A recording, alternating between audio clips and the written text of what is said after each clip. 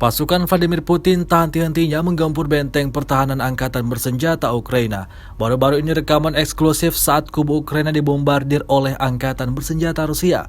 Terekam melalui kamera udara, videonya kemudian ramai beredar di media sosial Telegram pada Selasa 25 Oktober 2022. Pertahanan udara Rusia lagi-lagi menarget benteng pertahanan Ukraina. Tampak dalam rekaman rudal yang dikirimkan Rusia ciptakan dentuman dahsyat pada posisi pasukan Ukraina.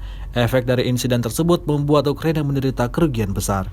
Sejauh ini selama invasi berlangsung, Rusia secara total merilis 325 pesawat Ukraina, 162 helikopter dan 2.326 kendaraan udara tak berawak, serta sistem rudal anti pesawat dieliminir sejak awal operasi khusus.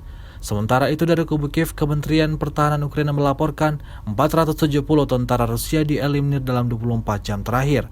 Total 67.940 prajurit Federasi Rusia meninggal sejak awal konflik hingga hari ke-243.